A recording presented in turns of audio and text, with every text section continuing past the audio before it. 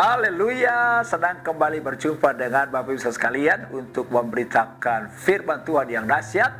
Dan hari ini saya bicara tema mengalami hebatnya kuasa iman dari Lukas pasal yang ke-17 ayat 19. Lalu ia berkata kepada orang itu, berdirilah dan pergilah, imanmu telah menyelamatkan engkau.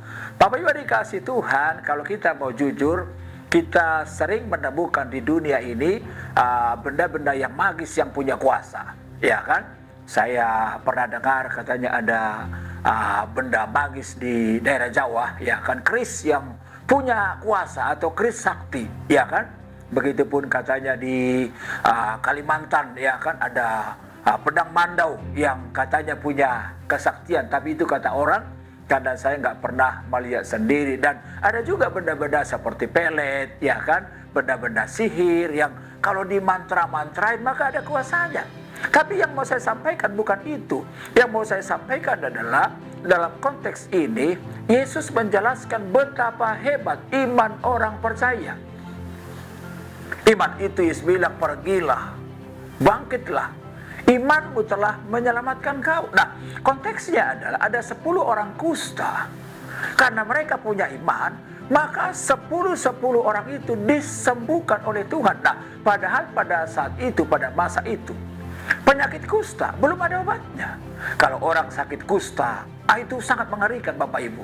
Baik secara mental, baik secara perasaan. Kenapa? Karena mereka diasingkan. Karena mereka dianggap orang berdosa.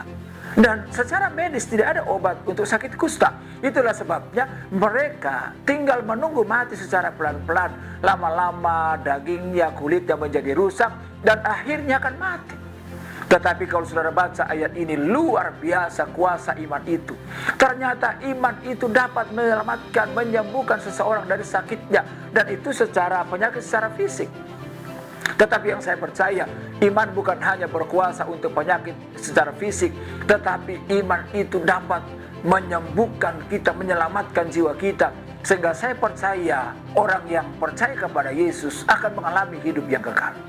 Nah, saudara yang kasih Tuhan, untuk mengalami hebatnya kuasa Tuhan, itu modalnya cuma iman. Allah nggak membedakan orang, ya kan? Jadi kuasa iman itu bukan hanya milik dari orang pendeta-pendeta, bukan hanya milik dari pelayan gereja, tetapi semua kita punya hak yang sama untuk mengalami kuasa iman.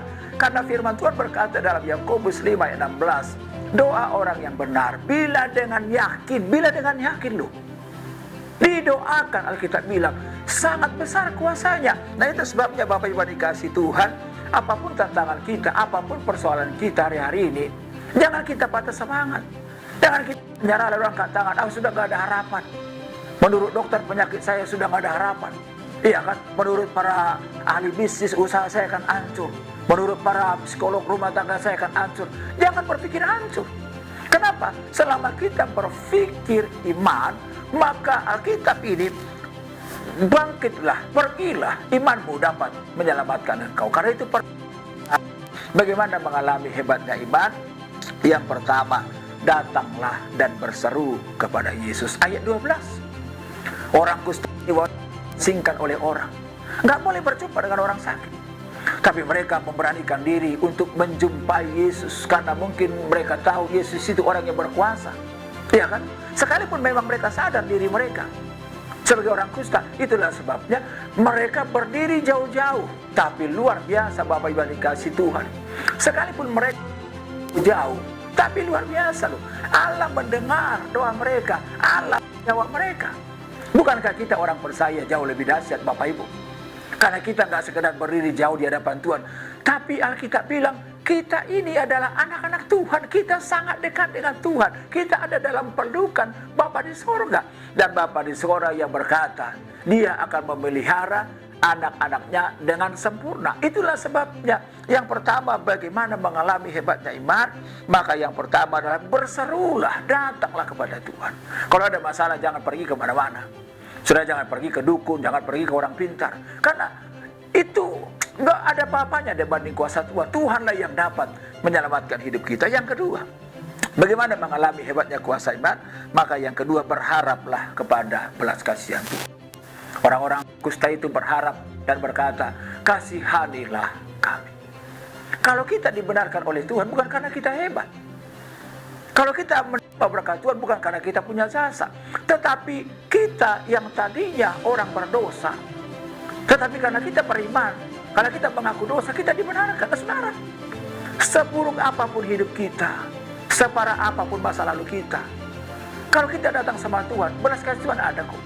Bukankah para pemungut cukai ini orang-orang yang merupakan sampah di mata masyarakat, orang-orang yang dianggap najis dalam masyarakat. Tapi ketika mereka datang kepada Tuhan, meminta belas kasihan Tuhan, Tuhan mau menyatakan belas kasihannya. Dan bukankah Allah kita, sering kita dengar Allah itu adalah kasih. Kalau Allah itu kasih, Dia sangat rindu menyatakan kebaikannya kepada setiap kita. Yang terakhir, bagaimana mengalami hebatnya kuasa iman? Maka belajarlah mentaati perkataan Tuhan dari ayat 14. Iya kan? Orang-orang kusta ini ketika datang kepada Yesus, mereka nggak langsung sembuh. Tapi Yesus bilang, pergilah, perlihatkan dirimu kepada imam-imam kepala. Pertanyaan saya, mereka udah sembuh belum? Belum. Tapi walaupun mereka belum sembuh, mereka mau mentaati. Dan mereka mulai berjalan menghadap para imam. Dan luar biasa, ketika di tengah jalan, mereka melihat mereka sembuh. Kenapa mereka sembuh? Karena mereka mau taat kepada Tuhan. Saya pelajari dalam Alkitab, orang-orang yang melihat perkara-perkara besar adalah orang yang berani taat dan bertindak kepada Tuhan. Bukankah itu yang terjadi dalam Yohanes pasal 2? Kenapa terjadi mukjizat air menjadi anggur? Karena ada hamba-hamba yang taat. Walaupun ketaatan itu sulit, tapi mereka melangkah dengan iman. Nah, itu sebabnya Bapak Ibu dikasihi Tuhan, kalau kita ingin melihat hebatnya kuasa iman, maka belajarlah mentaati Tuhan. Saudara, kita nggak usah mengandalkan logika kita. Kita nggak usah terlalu mengandalkan hitung-hitungan manusia. Apa yang Yesus sampaikan, taatilah itu. Dan kalau kita mentaatinya, saya percaya di dalamnya ada perkara yang besar. Karena Alkitab bilang, apa yang kita imani, itu yang akan terjadi dalam hidup kita. Doa saya, Bapak Ibu maju terus, hidup dalam iman, dan berkat Tuhan selalu melimpah atas hidup kita. Haleluya. Jangan lupa like, comment, subscribe, dan share. Sampai jumpa lagi di Glow Pastoral Digital Channel. Tuhan Yesus berkati. Yes. Halo teman-teman semua, buat kalian yang belum memiliki tempat ibadah tetap, yuk gabung bersama kita di GBI Glow Fellowship Center. lokasinya ada di Glow Tamres, Glow Gading Marina, Glow BSD, Glow Dynaplus, Glow Depok, Glow Majestic, dan Glow Cibubur. Kita tunggu kehadiran kalian. Tuhan Dan Yesus Yesus memberkati. memberkati. Amin. Amin.